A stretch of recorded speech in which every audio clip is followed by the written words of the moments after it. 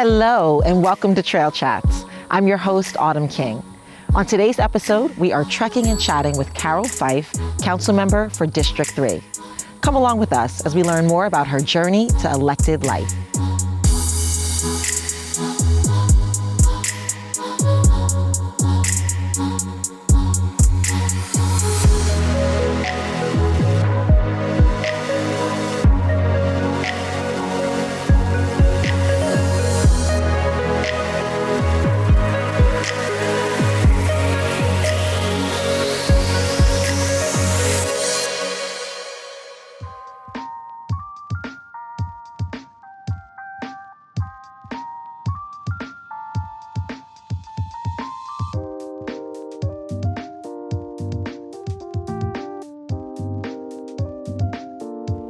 Again, I'm just happy to get you out of City Hall, out of downtown Oakland and up here into the woods. I really appreciate you taking that time to be up here.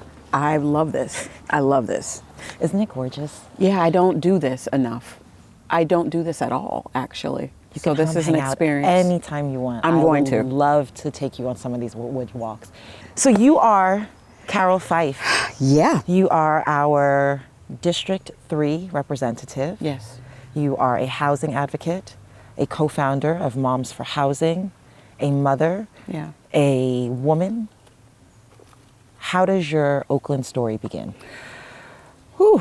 My Oakland story begins in 1998 when I moved from Michigan to California. And I came out here because a friend from high school was like, we should leave. And I'm like, okay.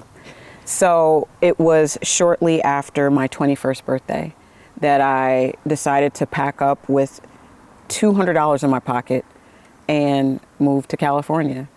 And I didn't know anything about the world. I lived a very comfortable and sheltered life.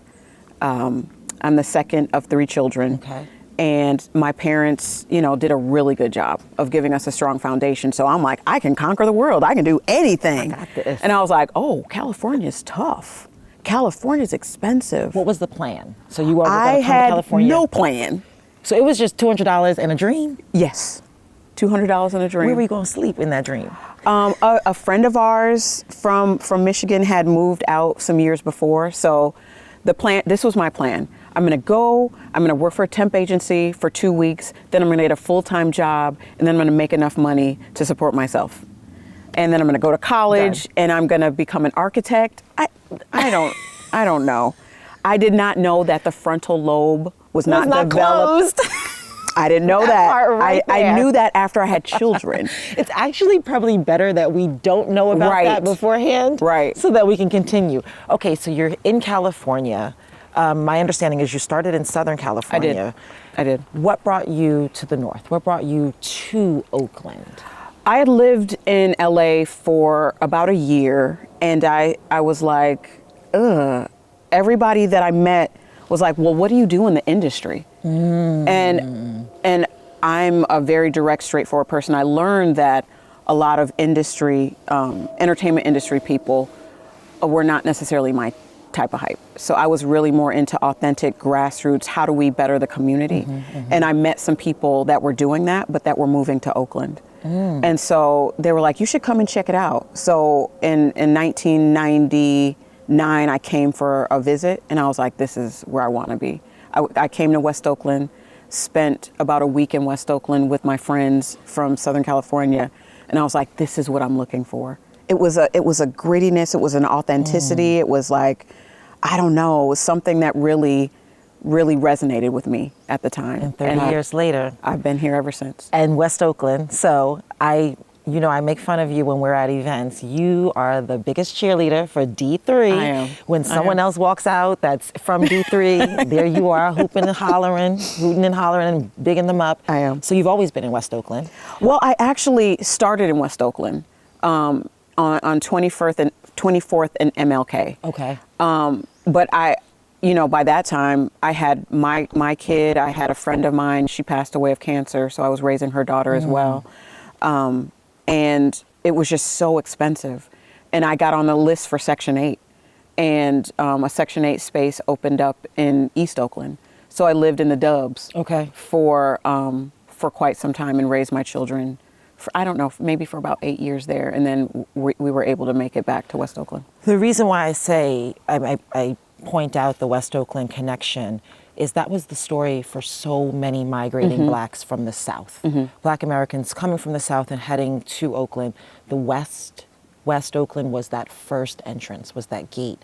And we all know the gentrification, the systematic push of the displacement with the post office and the freeway has changed the dynamics of West Oakland. You were an advocate with a bullhorn, yelling at elected officials. Don't try to look the other way now. And now you are being yelled at by the advocates. Connect that for me. Connect the migration, the Black experience, the vibe of West Oakland. Why did you choose to get off that side of the game and come to the side of elected where you're fighting for policy in a different way? And how does that all connect to each other?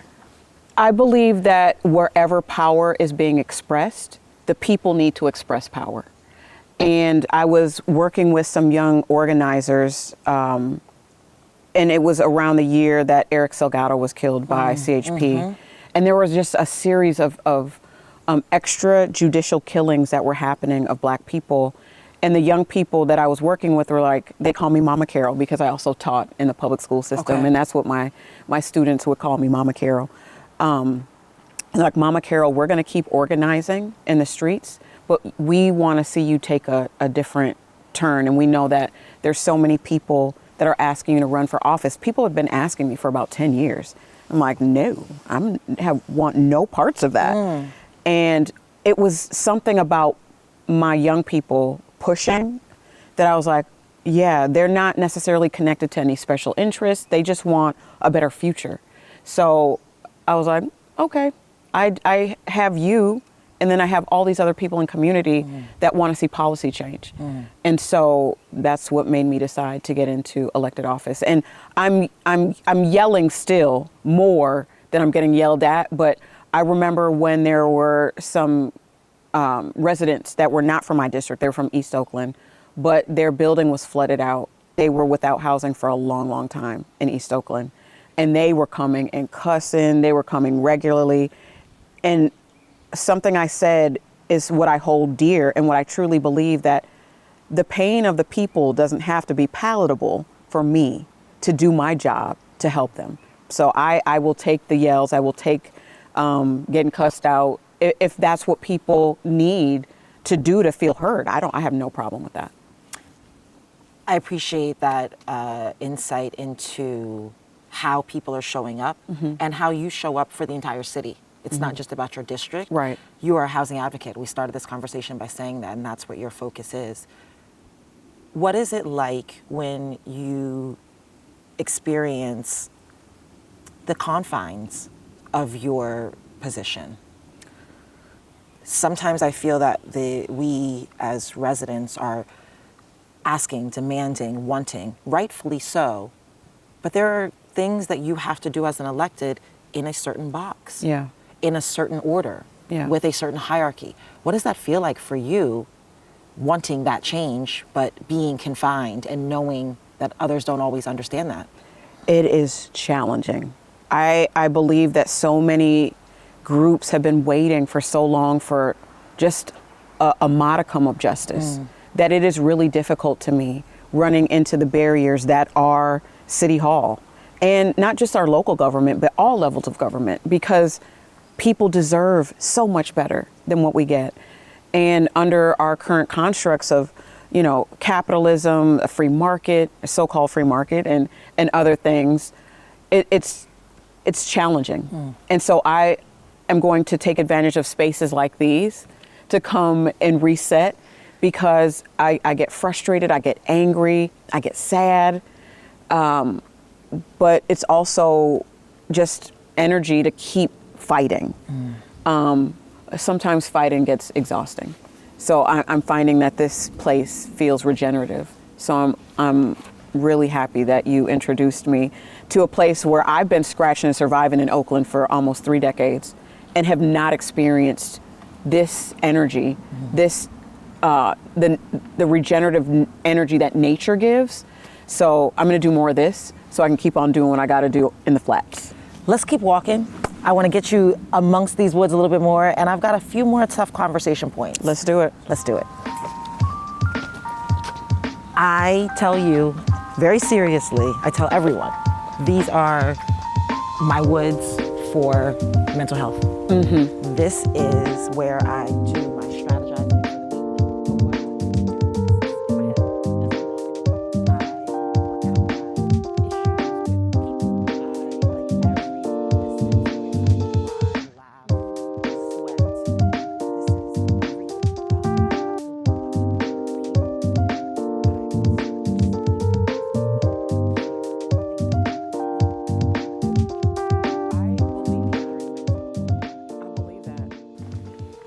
Do you mind stopping again and chatting a little bit more? I would love to. So I want to, we were talking about you switching roles, and now you are behind the dais and you are making policy. Recently, you released some recordings. They were phone recordings of messages that you had received from the public. They were pretty vile. They were disgusting. They were threatening violence. They were disrespecting and disparaging you as an individual, not as your office, but as you, as your identities, as a Black woman, as a person. Talk to me about why you released that, what was the goal, and where are you with those thoughts around that? That it was really difficult to release those. I actually released some of the initial recordings I was getting on Martin Luther King Day of 2023 was when I started hearing a lot of the threats of murder and rape. And I did that because people were saying that, you know, I'm posturing as an elected official, that I'm not really doing the work. And I wanted people to understand that this work, especially when you're doing it to transform systems that have been in place for a long, long time, that marginalize entire groups of people and disenfranchise entire communities, that, you know, the systems will often want to maintain themselves. And there are people that benefit from that maintenance. And I wanted the public to understand what I'm battling, trying to do the work that I'm doing, and let them know that it was real. Because there are countless voicemails and emails that I haven't released. I've never told anyone about my home being shot up. That happened in January of this year. And I don't know where it's coming from. And that's part of why I haven't really discussed it, because I don't have the investigative machine to do the footwork to find out, like, what is this? Is it random? Is it targeted? So because I can't really put my finger on where things are coming from, I don't want to just speculate. But I do know that it is very real. And I'm deeply concerned about my safety and the safety of my family. Recently, my daughter was followed. She had to change the course of going home. And I don't know what it is. But I know that this type of activity has increased since I've been an elected official. My husband has been sued as a result of trying to protect me from this type of antagonism. And I feel like I have to do it. There are so many people who have tried to do this work before me that have experienced so much worse that I can't spend a bunch of time complaining. I just got to keep it moving. I think about what my ancestors went through. My grandparents alone left the Deep South in Mississippi to flee violence and to create a better life for their children and me. And I can't get tired of this. Unfortunately, it is persistent. But again, I think in comparison to what people went through before me, I can handle it. I appreciate you speaking. I don't bring it up to poke a wound. I don't bring it up to sensationalize. I bring it up because of what you said, that it's real. And I do think that there's a level of understanding that the public should know, insight that the public should have into what it takes to lead a city like this, what it takes to voice the voiceless, what it takes to show up every day. So I want to tell you, as a Black woman, as a mother, as a woman, thank you. Thank you for all that you do. You talked about breaking cycles and carrying torches. Your grandfather was one of the first Black council members in Michigan, in your area in Michigan. Yes. Is that where you think you got your bug? No, not at all. Not at all. No, I just knew him as the person who drove my grandmother around, who was like 4'11", and our local Avon lady, because I didn't know until he passed away. The local Avon lady. She was. She drove all over Western Michigan to shows to give her spiel about why Avon was the best product that women could buy. There we go. We're going to have to talk about that. Yeah, so but you didn't know that he was an elected official. I did not. Do you feel that, do you lead in that way where, that sounds to me like this is just a man who's leading just because that's in him? Yeah. Is that what you feel? Do you feel like you're a natural born leader? I do not. I do not. I'm actually very quiet. When my father, my grandfather's son, found out that I was running for office, he was like, "Who is? You're talking in front of people?" And it's so funny because I heard one of the trolls on Twitter say, "Carroll doesn't even look at the camera on K-Top. It's because she's corrupt." And I'm like, no, I'm really shy. Wow. And I'm never trying to look at people in the eye. It's just, but I have to put on a whole other character and bring in a whole nother energy to do work that I just know needs to happen for people to have the type of life that I had growing up. I used to ride my bike all over town. We didn't lock our doors. Yeah. It was a safety and security that I felt that every child in this country, in the world, should have. Even though I'm confident, I don't want to wear that. I mean, but I want every person alive to experience the safety and security that I had. So that's why I do what I do, because I really love children. I was a preschool teacher and elementary school teacher. I'm credentialed from Holy Names University to do that work. And a degree in psychology? Yes. Okay. Minor. But when I started going to school, I thought I want to really help people heal trauma. And when I worked in Los Angeles, I worked at a place called Hillside's Home for Children. And it was a care facility where children that were removed from their homes because of severe psychological or physical abuse would live. And so I saw an entirely different reality than the one that I was raised with. And growing up very religious, I was like, I got to do something to give back and help to heal these situations that I know can be so much better. So that's really why I do what I do, because I want the world to be healthy. I appreciate that. I appreciate hearing that. Okay, you know how I feel with my tree-hugging self. I think that these woods are healing. Yeah. So let's talk a little bit more and walk a little bit more in these healing woods. Sounds good. Let's do it. So were you with preschool teaching up here? Yes. In the northern California? Yes. Here. I had my own school, but I also, did all my student teaching in those schools. I did St. Leo's for a little while, but my longest public education stint was at Emilio's in Bottom Street. So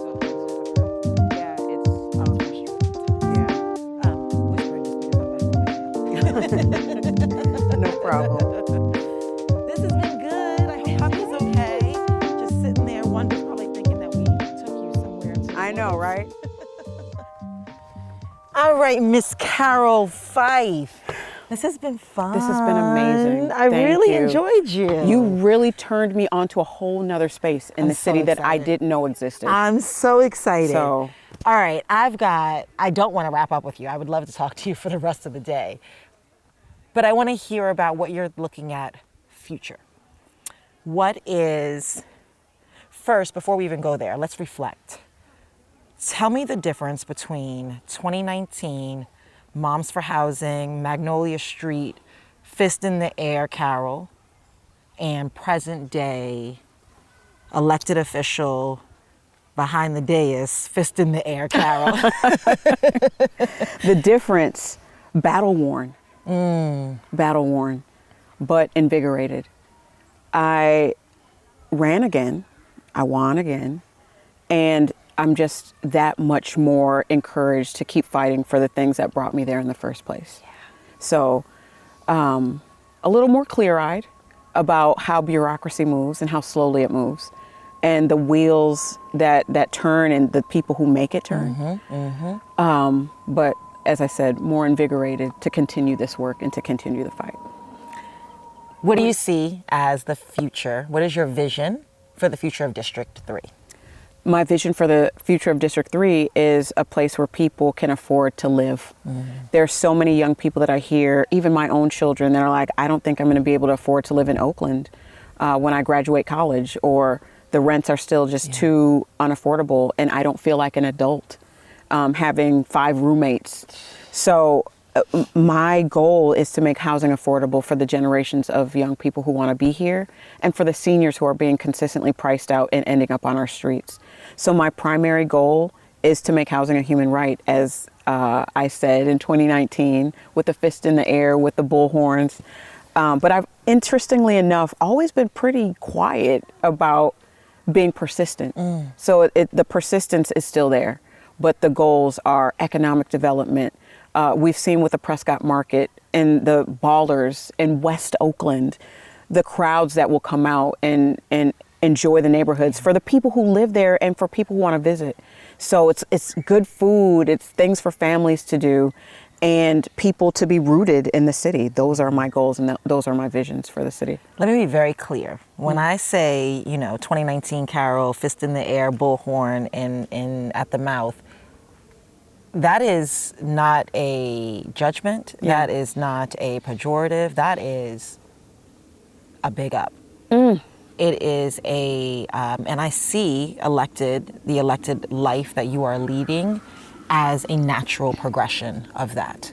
I have been in your company at events where that fist is still in the air through the tone of your voice and the content of your words. So please understand, it is a thing. It is a big thing. It is a positive thing. Thank you. Finally, your vision for Oakland as a city. Tell me what you feel and see as we move forward as a city. My vision for Oakland is to be a world-class city that people get to see for its full self versus the narratives that are created about the city. There's so many things that, sorry. Stay What quiet is for a that? second. It is a cicada. Listen. Oh, it sounds like a bad connection on my TV. Because at first I was like, is that equipment or? Welcome to the I woods. thought it was a cicada. Okay, anyway. Welcome to Trail Chats, Carroll Fife. Well, thank you. Thank you, Mr. Cicada. But I'm sorry, please continue. You're just visioning for Oakland and being a world-class city where people want to come and thrive and do business is what I'm hearing from you. Yeah, I've been everywhere. And it's so funny, all across the country, I always want to come back. Yeah. And I love home. I was born in the Midwest. I'm a Midwesterner at heart. And I know you know how this feels, and that will always be home. But I always want to be back in Oakland. Everything to me is just right. It's like Goldilocks. It's just right. So I liken it to having more than one child. So when you give birth to that first child, or you have your first child enter your world, it's like I can't imagine loving anyone any more than this. It's and then you have another. You bring another one into your world, and you're like, oh my gosh, I love this as much. Yeah. It's a different love, but it's love. Right. That's Oakland. Right. So home is home for me. Home is Yeah. home for you in the Midwest. Home is home for me on the East Coast.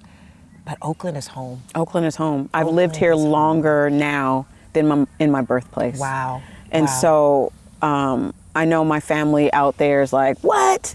But I have family here. And sometimes I think it's Created family. exactly, Yes. exactly. Yes. My created family, my political family, my cultural family. I have so many different groups that are just amazing, and I'm blessed to have in my life. God forbid, if anything happened tomorrow, I will be so grateful for the life that I've created in Oakland and for the community that I have around me, because this is one of the most beautiful places I've ever experienced. And it's so funny that, you know, sometimes God will give you family, but then also give you the extended family to show you just how wonderful life can be. And I've been blessed on both fronts. I think that's a good place for us to wrap. This has been so much fun. I have thoroughly enjoyed walking and talking with you. Same. Let's keep going a little bit more. I was thinking about the weather today in comparison to the last few days. There really is a difference once you get up here under the canopy. Yeah. Just how cool it gets. Yeah. in comparison. So the cool